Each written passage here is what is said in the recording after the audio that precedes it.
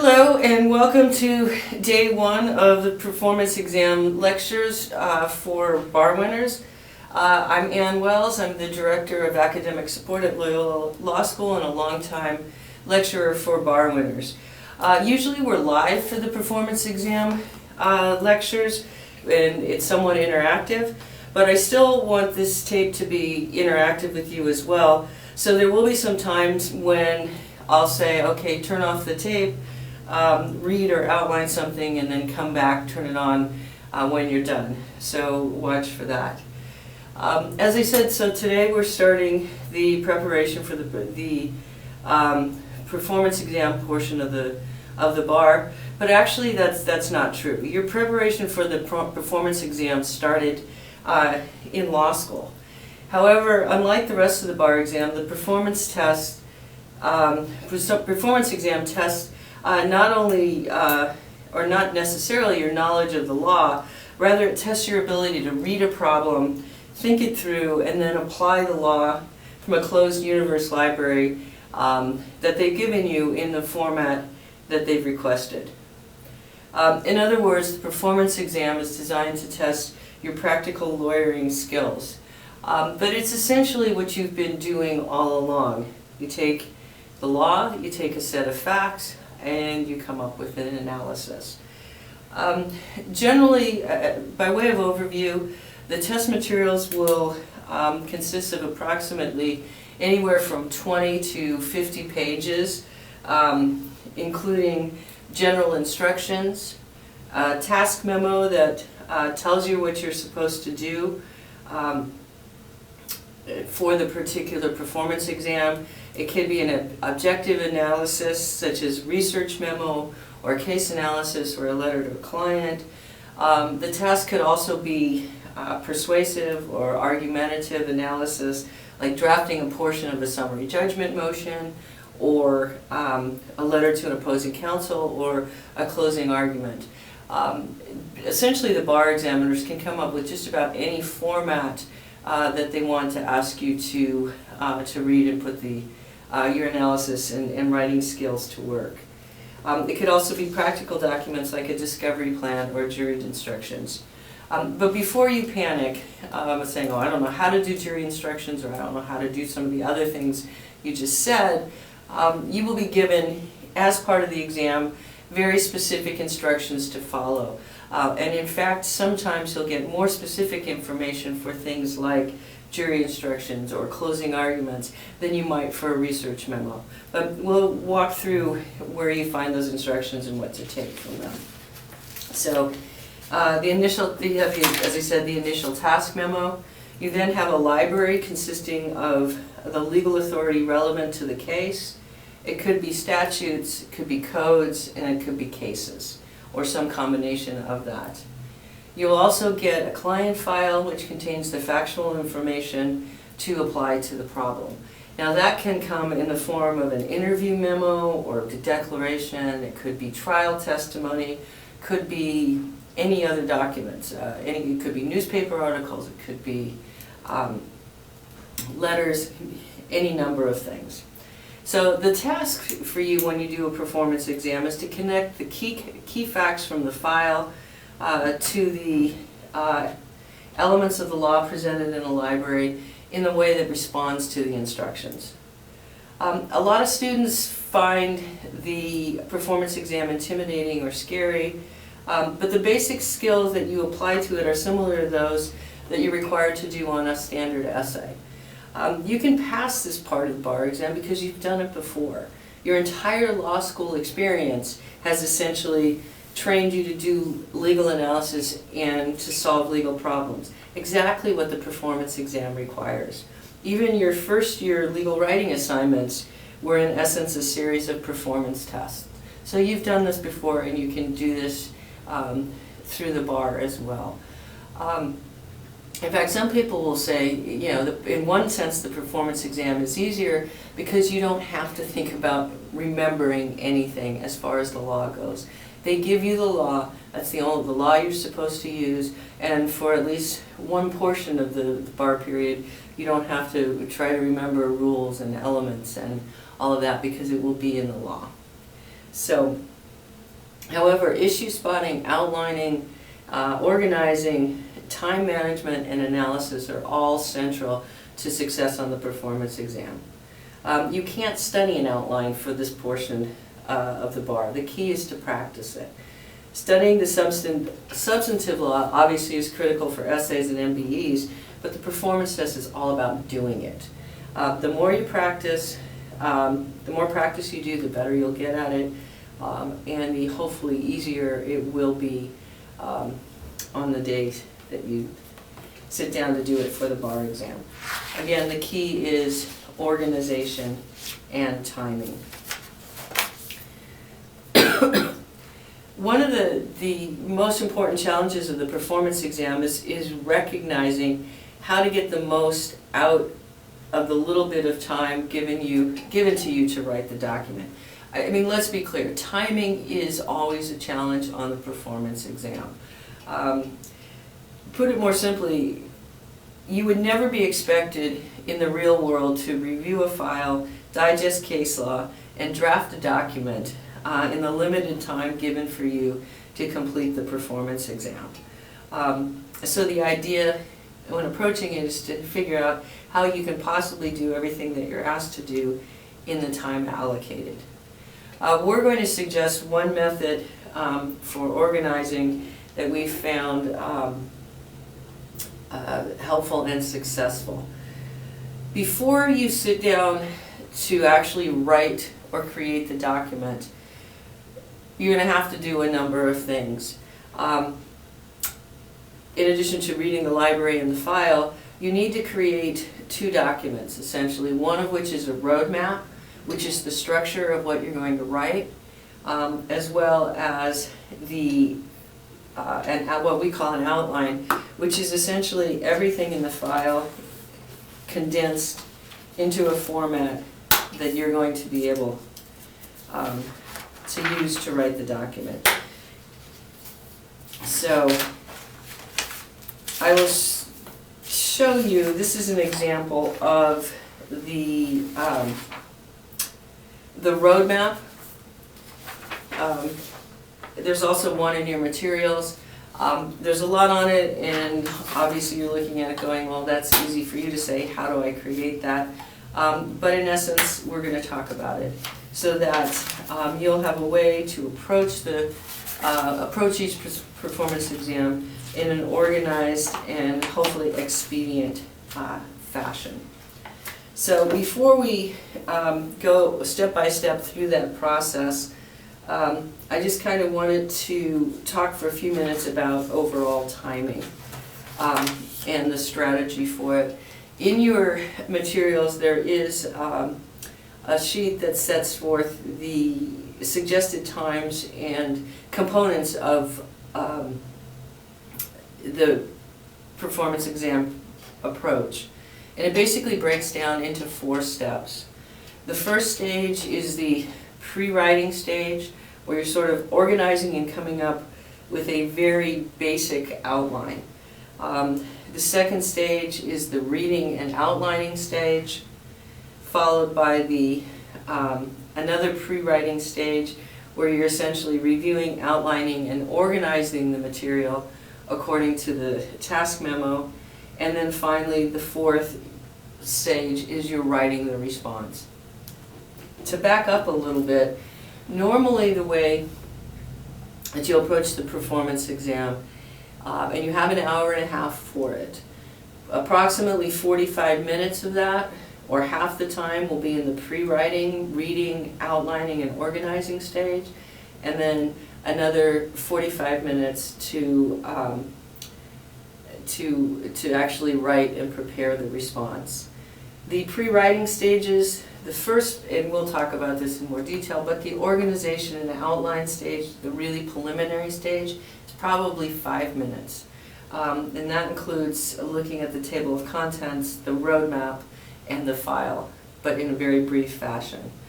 Then you'll have a substantial period of time to read the library and prepare the outline, and read the file and prepare the outline, and then essentially move the information from the outline into the roadmap. You'll have about 40 minutes for those combined tasks, and then again, as I said, 45 minutes to write it. So let's walk through each one of these stages by talking about the first performance practice test that you were asked to do, which is the Fleck case, matter of Millie Nolan Fleck.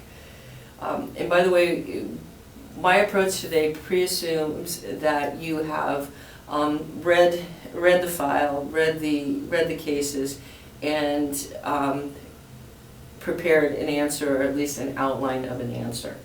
So hopefully you all have done that. So as I said, the first stage, and this is just a 5-minute, really quick overview stage, and you've got to be disciplined in here at this point, because step one essentially is to skim the table of contents and the general instructions. And by that I do mean skim. I don't mean reading them in any detail at this point. If you look at the table of contents for the Fleck case, you'll see that it's a file with essentially 4 documents in it, and then you'll quickly flip to the library, which is normally behind the file documents, and you'll see there that we have a statute and 2 cases in the library. Then you're going to read the instruction page, which is generally similar in for each performance exam, although they could change it at any point in time, so you need to make sure that you do read it carefully. So take a moment or two and read the instruction sheet, which is right behind the table of contents, and then we'll talk about it.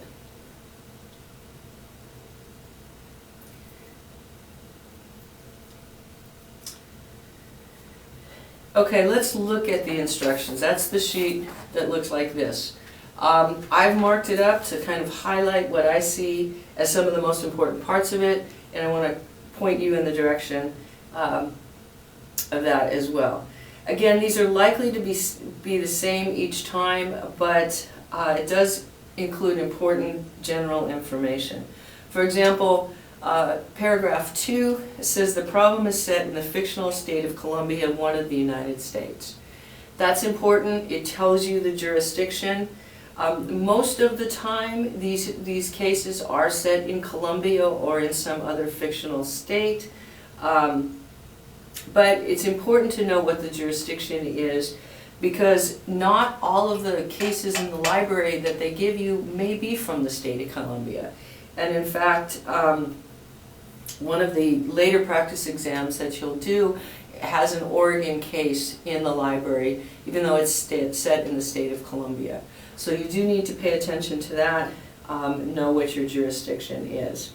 They then give you a general warning or caveat in paragraph 5 that says the cases may appear familiar to you, but do not assume that they are precisely the same as you've read before. There are often cases in the library that are based on real cases, that again are based on cases you might have read, but just like reality television or your professor's exams, sometimes they'll change up some of the facts, and if you're not paying attention, you will miss, you'll just make an assumption and then it'll send you down the wrong path. I've also seen them do it where they base something off of a relatively well-known case or statute, and then but they change the outcome from what the case actually held. So you've got to read it carefully, and they essentially tell you that in the instructions.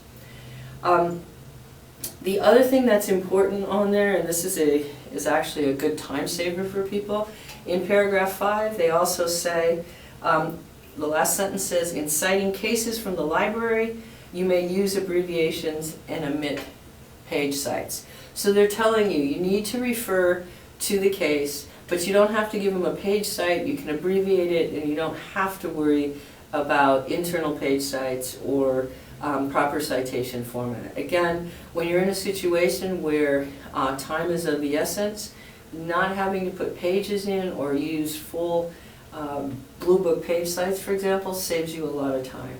So if they tell you this, listen to them and do that. In this particular one, these instructions, number 7, they don't tell you how to divide up your time. They just say use sufficient time to review the materials and organize before writing. Some of the instructions will actually make a suggestion of how much time to spend writing versus how much time to spend organizing. Those that do generally tell you, along the same guidelines that we've already talked about, organize for half the time and write for half the time. But if for any reason they tell you something different, you want to keep that in mind. The last one I'll point out just because it says number 8, you're responsibly graded on compliance with instructions and on content thoroughness and organization. Again, a number of the task memos will give you specific instructions on what something is supposed to look like, and there are points in that. So you want to make sure that you are following the directions and getting those points as well. So that's the step 1. As I said, that's skimming the table of contents, reading the instructions, looking at the library just really quickly.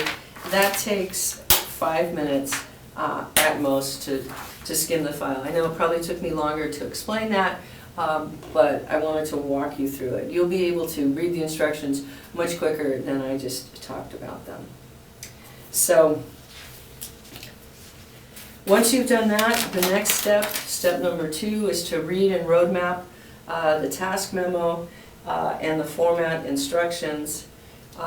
The task memo is critical. Right? Pay attention to what they're asking you to do. Some formats may be more straightforward than others, but you have to focus on what they're asking you to do. And pay attention to who's the audience. Is this being, are you a junior attorney in a law firm writing to a senior attorney? Are you addressing the matter to the court? Are you writing to opposing counsel? Because one of the things that will tell you often is it persuasive or is it objective? The test memos will also be pretty clear in pointing out whether you're doing an objective memorandum or a persuasive piece. But think about your audience in the context of that.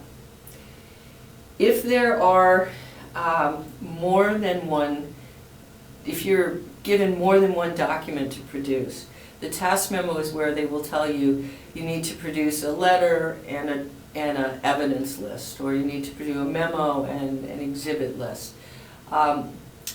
They normally will give you the weight of the tasks so that if one is heavier or longer than the other, you'll want to give it more time. And that's one of the things you'll see from a task memo right away. So what I want you to do at this point in time is turn off the tape, take a look at the task memo for Fleck, which is it's actually called the Memorandum from Chief Trial Counsel to Applicant. Take a few moments to read it. Mark up the things that you think that it's telling you and what you can learn from it, and then we're going to reconvene and I'm going to kind of hit some highlights for you.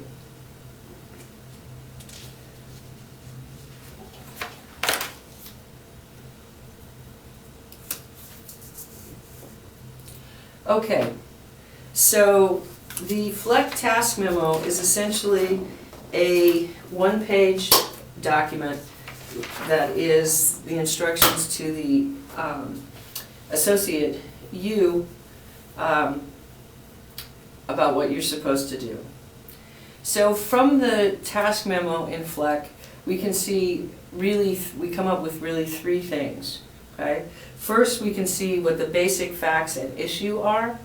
In the first paragraph, it tells us that, again, you're working for the Chief Trial Counsel. It says they completed an investigation and are looking to decide whether to file charges against respondent Fleck.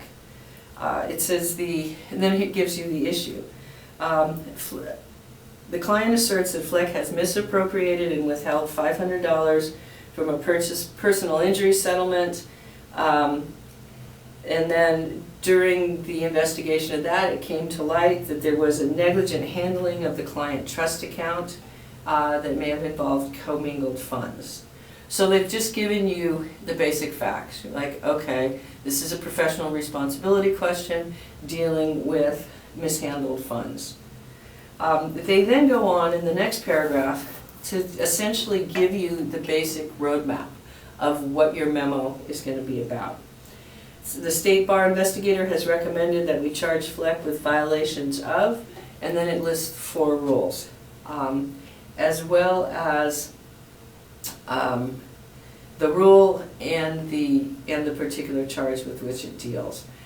I'm going to come back to that in a moment because you can actually use those 4 things to set up your roadmap, because this is what your memo is going to be about. And then lastly, it says prepare a memorandum evaluating whether we can prevail on each of the charges.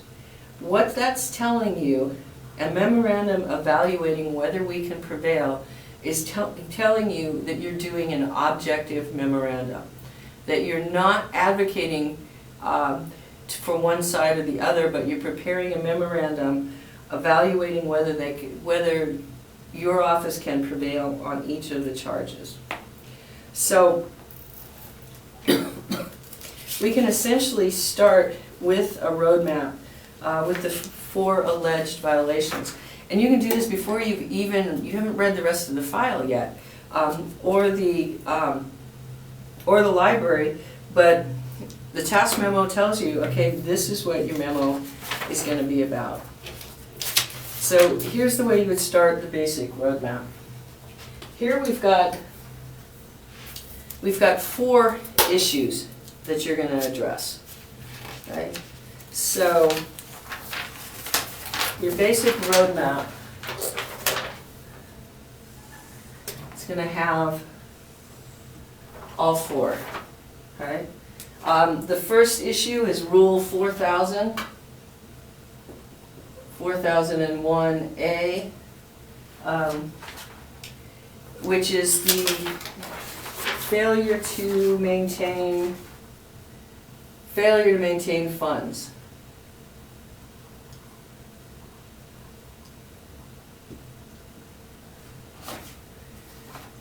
Your second rule is 4,000.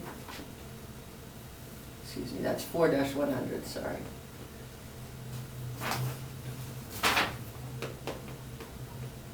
Okay, your second one is Rule 4-100B, and the issue is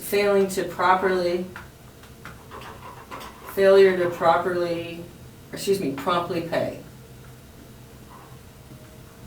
funds to the client. Right? And the reason we're putting this up here is this is going to start to frame the issues for everything that you're going to do from this point on in terms of reading the file and reading the cases. The third issue is Rule 4-100A for commingling funds, her own funds, in a client trust account, which we're going to call CTA. And finally, you've got alleged violation of Section 6068, which is failure to cooperate with an investigation.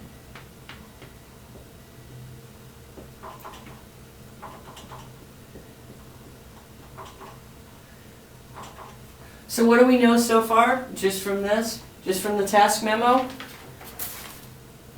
You're going to need to analyze each one of these 4 rules, come to a conclusion on each, and make a recommendation on whether your office will in fact be able to prevail. So, with that in mind, we can move on to the next step, which is the pre-writing, reading, and outlining the case law, or I should say the library and the file. So you're going to do that with your preliminary roadmap in mind. With this preliminary roadmap in mind, you're now in a position to read the library and start looking at the cases. By the way, I did want to mention that generally you'll want to read the library first. People ask, should I read the file first, because that's the order that it is in the packet that they give me. Should I read the library? What should I do? Generally what we found is that reading the library first is a good idea, because it helps to then frame the facts and it help you figure out which facts are most important. Otherwise you're reading facts and you don't really know. You're writing them all down because you're not sure which ones are going to be important. Here, if you start with the law, then you can sort of target the facts that apply to the law, as opposed to trying to do it the other way, the opposite direction. In fact, some of the task memos actually suggest, and you'll see, I think, in practice exam 3, that the task memo itself actually says, we recommend that you start with the library because it will instruct you on the elements, which you then have to prove. I think the same thing works here. Once we know, what is involved in each of these rules, when we read the facts, then we can start thinking about, okay, which facts support or don't support a violation of these various rules. So, in any event, if for some reason as you practice, and this is one reason why it's good to practice and to do a number of practice exams, you might try one with reading the file first, another one with reading the library first. But you want to get to the point that when you get to the bar exam, you know which way you're going to do it, and you're going to stick with it. If you really feel more comfortable reading the file and knowing the facts first as opposed to the cases, that's fine, but pick a method and stick with it. And like I said, and when I do these, I generally do the library first, because it really helps to frame the issue and minimize help you to minimize or hone in on the facts that are most important. So, so again, with this preliminary roadmap in mind, you can now read the library and outline the law. Remember that your roadmap should inform how you read the statutes and the cases so that you can focus on the most important parts. You don't have the luxury of time here. You have to be quick, you have to hone in on what's important. Okay? What we're really looking at for you to do as you read the cases is to focus in on the basic, what could be called FHR, the facts, the holding, and the reasoning as it's applicable to your issues. Most important facts, what the court ruled, and why. That's what you're trying to pull out of the cases as quickly as you can, so that you can then apply them to your facts. You don't have time to brief the cases, you don't have time to outline the cases, and frankly you can't just underline. You'll be flipping back and forth looking for things if all you do is just underline the cases. So you're going to be using the format that I'm going to give you in just a second to take notes of the key words, relevant facts, and the law of the case. You can keep your notes short, just bullet points, or again, designated F, H, and R, and think about which issue they relate to. So, what I want you to do at this point is to take a few minutes, look at the cases again, making note. Actually, there's 2 cases in this one, Palumbo and Butts. look at the cases again, making notes of the main points, and then come back online, and we will talk about what the cases added to the issues here. So, but before you do that, let me, again, I'm going to erase our basic roadmap and now move to what the outline is going to look like. What we generally recommend for the outline is to break your organization paper into, this would actually be easier to do if it was not a sideways, if it was turned the other way, but we'll make this work. So you take out a sheet of paper, okay, turn it sideways, and then what you're going to have is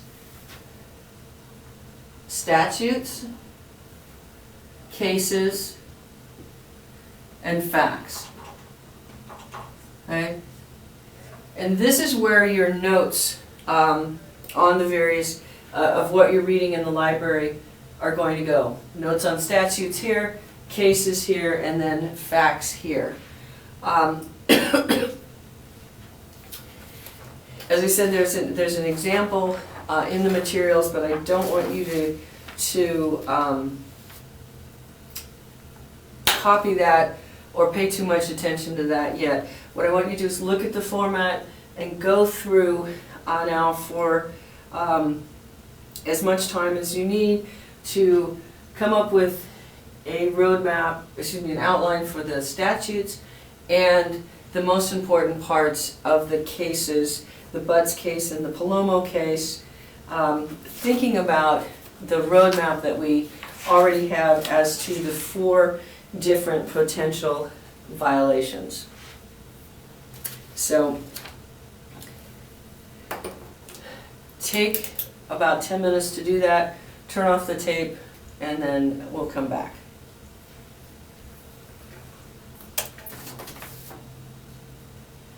All right, we're back.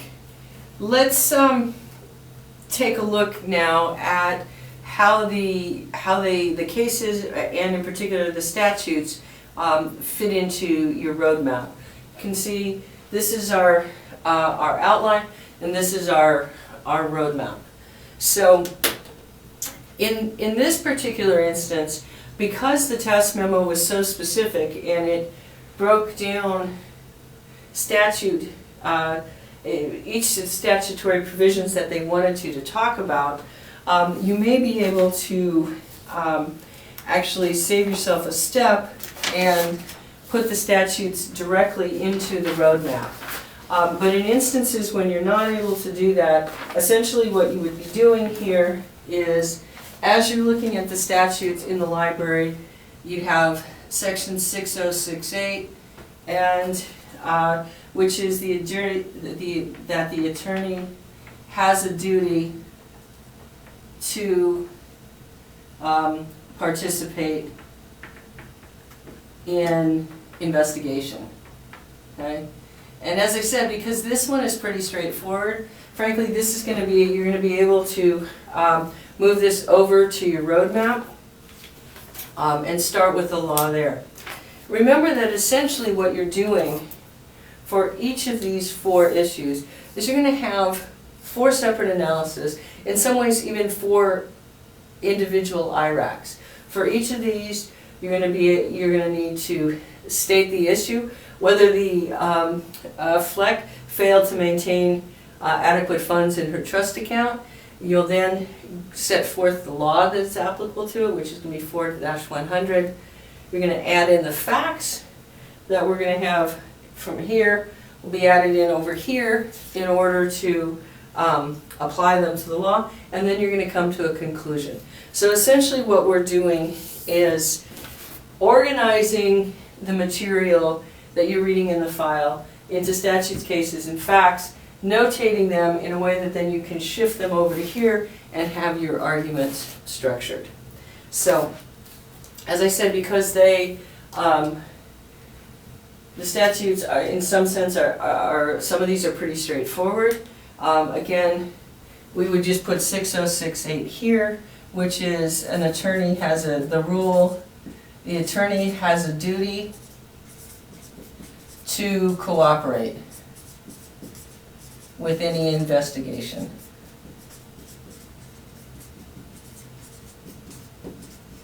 Right?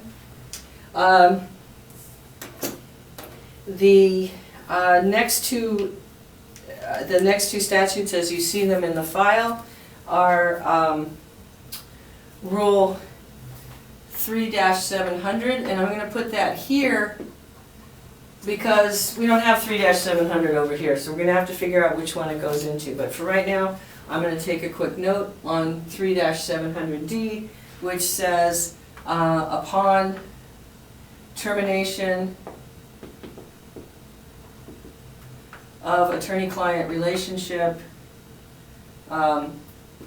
duty to promptly return unearned funds. And I'm going to highlight the word unearned because it's probably got some legal import to it. You're then going to add Rule 4-100, A2,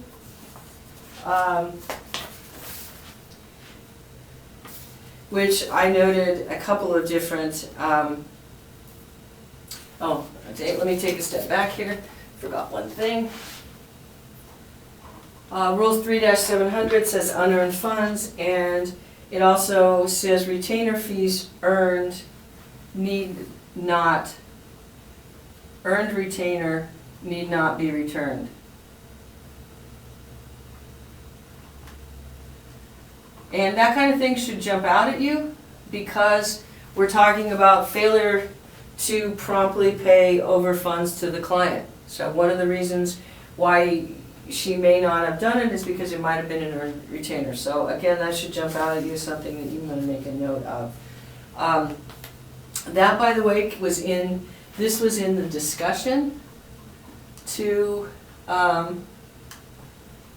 Rule 3-700. And that's important. I wanted to point that out because everything that's in the file is in there for a reason, and they will often give you clues in the discussion after a statute if there is one. They'll also give you clues in footnotes in cases. So if you see a footnote in a case, make sure you don't just skip it. Make sure that you read it. That's just kind of a general hint. So the last two would be 4-100 A2 and 4-100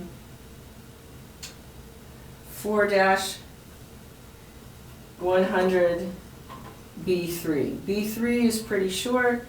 It says the member shall maintain complete records.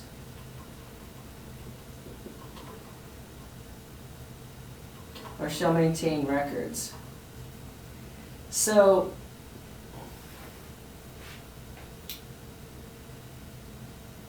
it doesn't appear immediately that one, which one of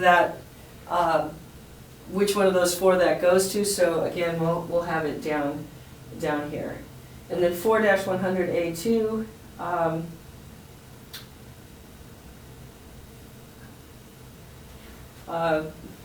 It's got a couple of points to it.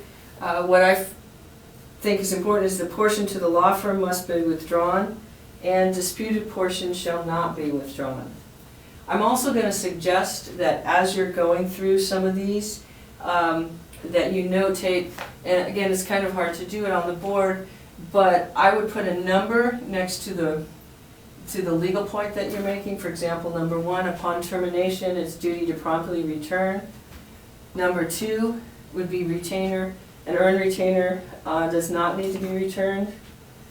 And then here, point number 3 would be portion earned by law firm should be taken out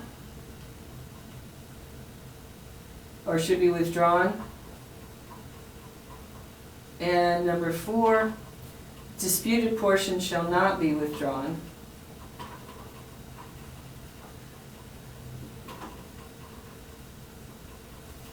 And then number 6 would be, number 5 should be members shall maintain records. Now, part of the reason why I do this is you may not end up using every one of these subsections, but at this point in time you don't know which is important and which is not. So if you have a reference number to them, what you're eventually going to do, if you'll look at the outline chart or the roadmap chart, we're going to move these over actually with reference by the number. We're going to do the same thing with the facts and from the cases. But so far we're doing this on for the statute.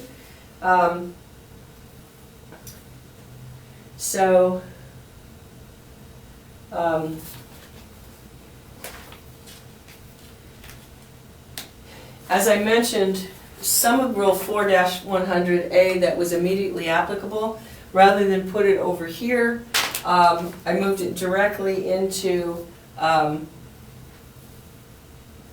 roadmap. 400A, which is an issue that deals with failure to maintain funds, says all funds reserved or held for client must be in the client trust account. All right, so this is the basic rule that was allegedly violated here. 4-100B, again, I put it B, failure to promptly pay. The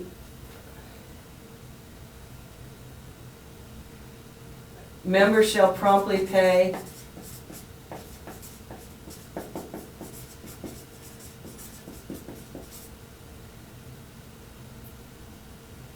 to client any funds, client funds to client.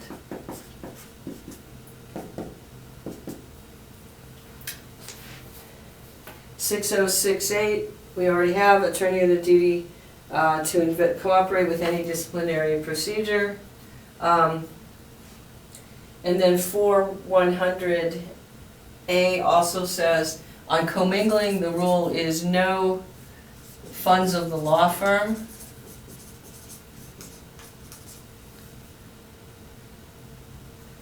shall be deposited in a non-CTA or commingled. Okay, let me just check something on that for you.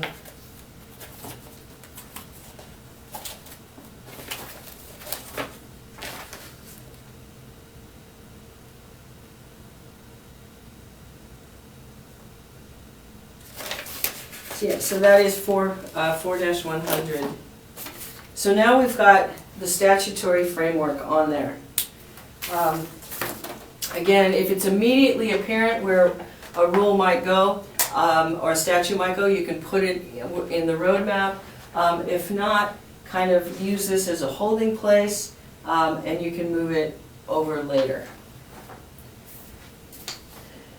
Okay, so let's talk about the cases. In this instance, we had 2 cases. We had the Palumbo case, and we had the Butts case, which we'll get to next. You'll notice that they're both Palumbo. I'm really bad with names, guys, but you know what I meant. Both of these cases are from the jurisdiction of Columbia, so they both are binding, and it's important to at least have that in your head as you're approaching them. So, what you would do now for your outline of these cases is, as you're reading it, just be making some notes. Again, I've designated it for this one the facts and the rule. what would seem to be important if you're thinking about how funds were handled. And the Palomo case was dealt with facts where the client funds were mistakenly deposited in a payroll account, and then they said there was no supervision of the employee and the procedures were grossly negligent. So the basic facts, that's what you need to know, is client funds mistakenly put in wrong account. Right? The court noted that there was no supervision of the employee and that the procedures were grossly negligent.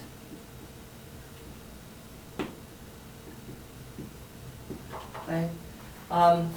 From those facts, the court came up with a couple of rules that you'll notice if you look in the case on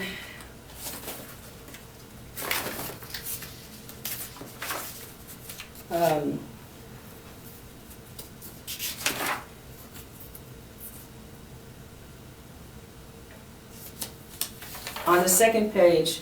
The court goes on to hold that serious and inexcusable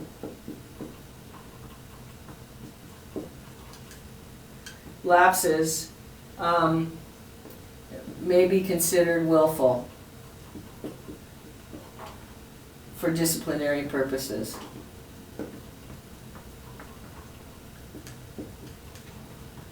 And the second rule from that is that trust account deficiencies are going to be attributed to the attorney.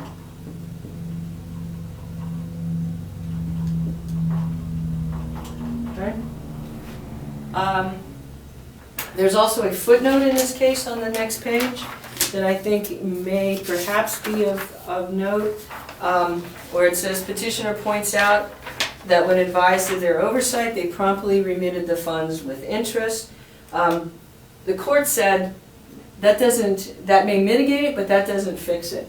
So I would make a note that eventually paying mitigates, but doesn't excuse. Okay? So that's our the Palomo case. There may have been some other things that you might have picked out of that, but I think those are the main ones. To give us some guidelines, to give us some guidance again as we start to think about what are the rules for handling client funds. The second case is Butts. Okay. In the Butts case, basically said there was no violation where the attorney made a mistake as to the law and proper procedures, and I'm going to designate that as an A.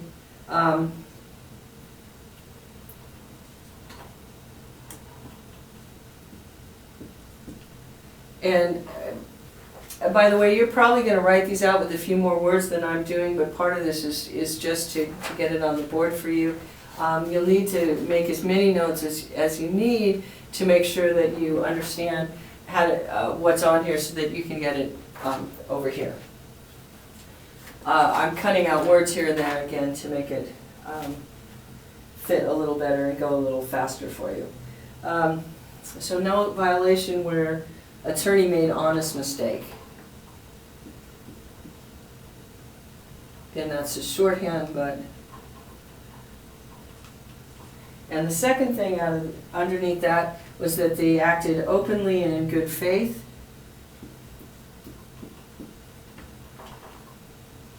In other words, the idea that the attorney tried to do the right thing, they just might have made it up, messed it up. And B, the second thing that came out of Butts was that the attorney is legally obligated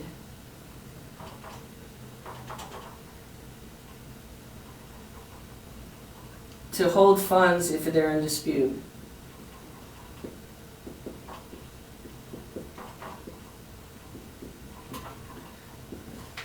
Okay, so what you have now is a basic outline of the law.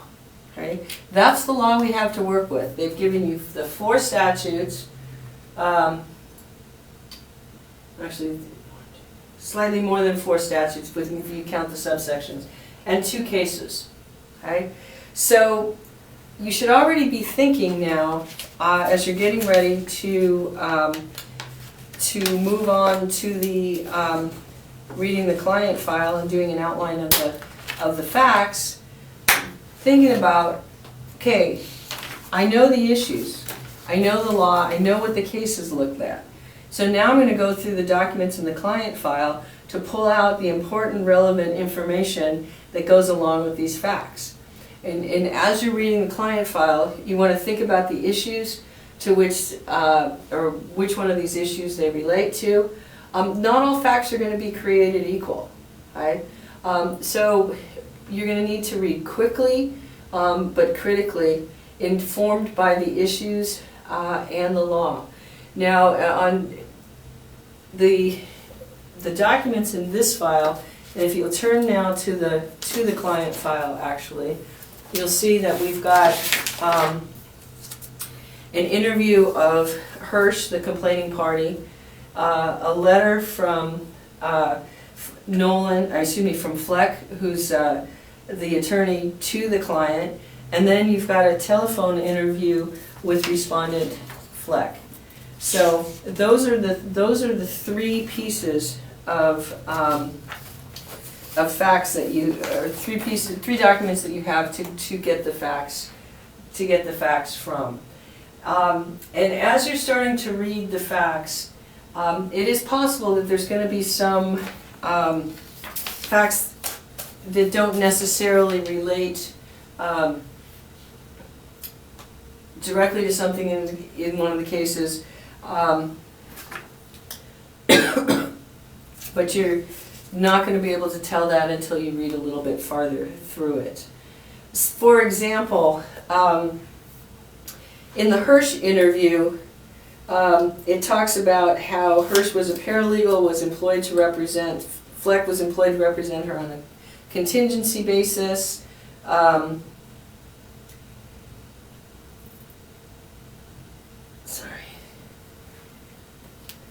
And then it goes on to talk about how their relationship developed. It may or may not turn out to be important, but if you look, I'm not going to write all these facts out, but if you look at the sheet, the sample sheet on there, I've started to go through some of the facts, such as October 2013, employed Fleck on a PI contingency matter. Later, a personal child custody matter came up. No retainer was signed. And if you look, what I've done with the case, for example, is, and hopefully you can see this, to the extent that we have particular facts, and as I'm putting the facts up here, I'm going to number them. So, for example,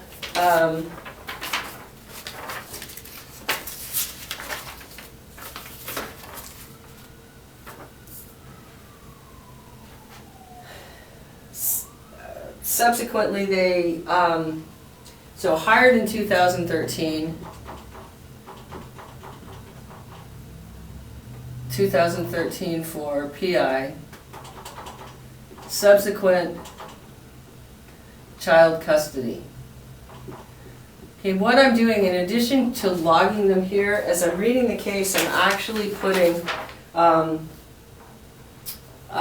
number next to the part of the document that corresponds to it so that I can find it later if I need to. But hopefully if there's enough on here, it will minimize having to go back to the, going back to the original documents, and that's one of the most important advantages of doing this. So, okay, so what I'd like you guys to do now is to go back and look at, I'll just use an example, I won't go through every single one of them, but take a look at the third thing that is in the file, which is the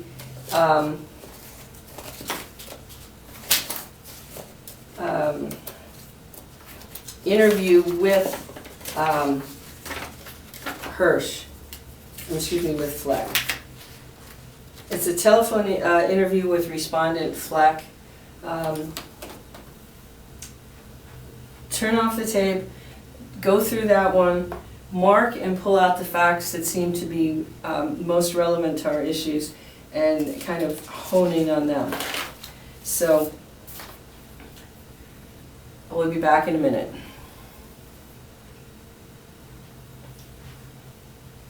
Okay, so again, what I just had you do was sort of outline the facts that you would get from the interview with Fleck. And I'm going to put these up here as an example, and then show you how to move them from here into here as we create the roadmap. Now, for the moment, I'm not going through all of Hirsch's testimony or the letter. I'm starting with the interview with Fleck. Now, as I said, as you go through these facts, you number them sequentially.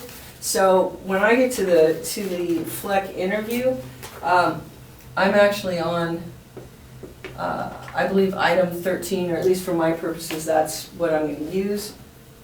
But again, you'll have more in here for the, this is the Hirsch interview, and then there's the letter will also be here. But we're skipping those and going directly to the Fleck interview for demonstration purposes. So here's some of the things that I noted. She shut down the firm. All right. Number 14 is she says she did not respond to 3 notices from the bar. Okay. And her reason was she wasn't picking up the mail, and the other reason was, or the other thing is that for 4 months, no address change.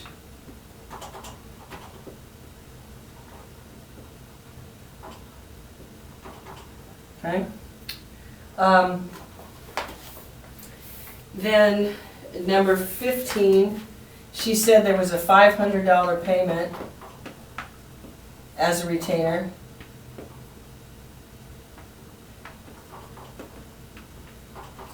Number 16, the insurance release was never signed.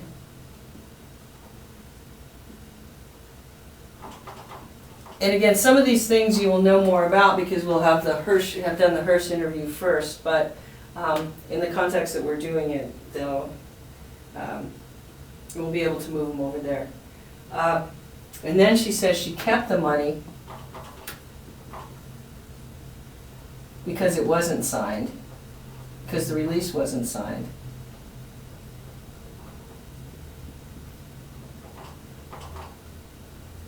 And 18, that she closed her practice. I'm going to leave that one off. And then numbers 19 through number 19 had to do with her client trust account procedures. And she talked about how this is where she talks about how she normally would reconcile them every certain amount of time, but she didn't do it because her because she had closed her practice and was doing something else. I think she said her father was sick. But anyway, that's the information that would go here. Number 20 is the information that she spent $125 on check ledgers. And we know from some of the law we read that in fact that could be important. Lastly, they asked her to come in. She said no, but her assistant would meet. And this is the state bar asked her to come in. She said she talked to him on the phone but not come in. And lastly, that they would meet with her assistant.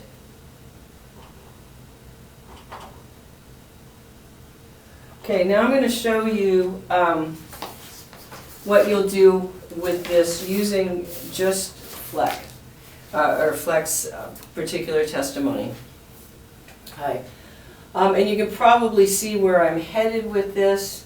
One of the issues, did she cooperate with the state bar in the investigation? Okay? So we already have the rule, and interestingly enough, you don't have a case or anything else besides the rule, so you're just going to have to apply. The rule. 6068 says that an attorney has a duty to participate in any investigation or other regulatory proceeding against them. So what facts do we have that go to that?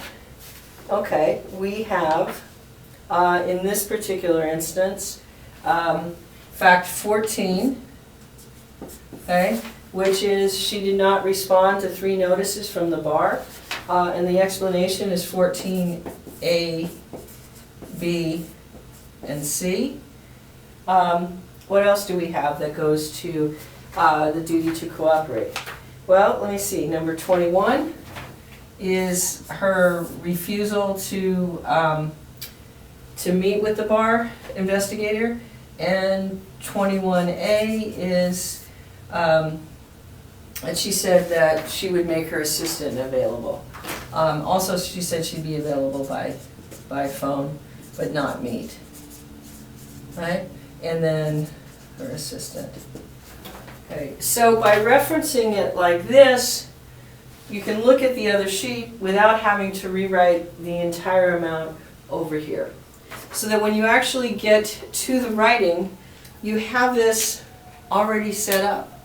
Okay? For this section, you would say the next issue is whether she violated 6068. 6068 requires that or states that an attorney has a duty to cooperate with an investigation. Okay, here she did not respond to 3 notices from the state bar because she said she wasn't getting her mail, or you can develop your arguments from there. And the same thing here. I mean, obviously, I think there's a question in what they've asked you what they flagged for you is her saying that she would talk to them by phone but not meet with them. Is she cooperating with the investigation? So those, are some of the facts that you have there. Again, I don't have every single thing that you could have had on here. I will give you the example of it, but you'll also, in the process of doing this is what you're going to be developing for yourself. What I'm trying to do here is just show you some highlights of how you would initially have it here and then track it over to here.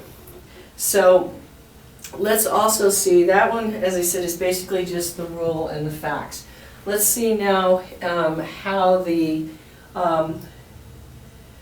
statute, certain parts of the statutes and the cases would end up in here.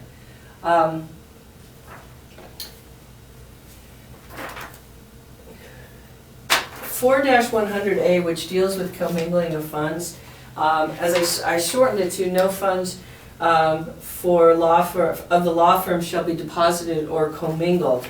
There is a subsection to that, which was except for necessary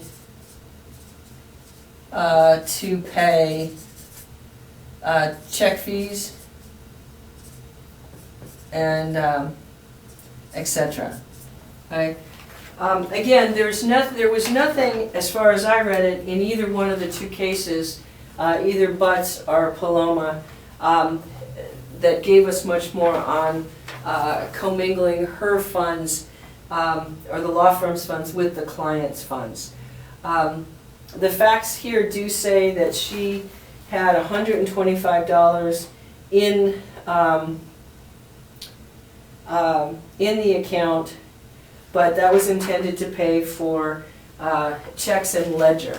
Okay, so again, here you've got the rule: no funds of the law firm may be deposited or commingled except for necessary funds to pay checks and ledger fees. Okay, so the fact that you would apply here is fact number 20, that she said she put $125 of her own money into the account to pay for checks and ledgers. Okay, now the question is obviously, is that an appropriate amount of fees? Is it reasonable? And if so, then the application here would be, she didn't put in any funds except for that what was required to pay for checks and a ledger. So, and then that one is relatively easily disposed of. So that leaves us the other two: the failure to maintain the funds, appropriate funds in the client trust account, and the failure to promptly pay the funds to the client. As I said, we put 4100B here. In looking at this, it seems also that Rule 3-700 would also apply here, which is the failure, or you have a duty to immediately pay funds other than an earned retainer. Right? This is where this comes up, and it meshes with her statement that $500 was paid as a retainer. So you would start to move that over. We'd move over the text of 3-700 and fact number 15. Also, the case Butts tells us that there is no violation of mistake as to law and procedure. So, or if holding the funds was done openly in good faith. So this is Butts A and B. And where am I going with that? Again, this would also be the facts 14, A and B, which was, excuse me, not 14, A and B. It should be 16 and 17. 16 and 17 being the insurance release was never signed, and she kept the money because the release wasn't signed. So first she has a good faith belief perhaps that the $500 retainer was earned. So these are the, now you have a structure of the argument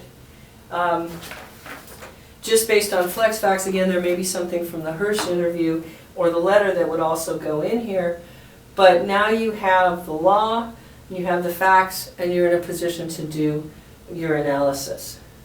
Okay? Lastly, you would do the same thing. Up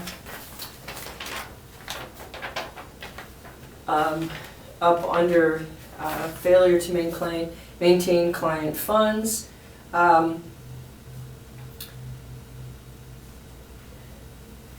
And her excuse for the account being overdrawn was that she, made a mistake in reconciliation. But I think the issue here is going to be that her CTA procedures, or her client trust account procedures, were not adequate. Okay, and again, that's from the Paloma case. Serious and inexcusable lapses.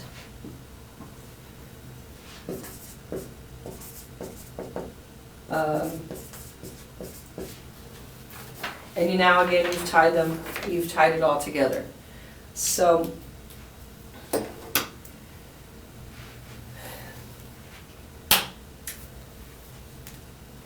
you're kind of looking at it going, how did you produce all that? But you are going to be able to do it. It takes practice. But essentially what the idea is this gives you a way to organize the information.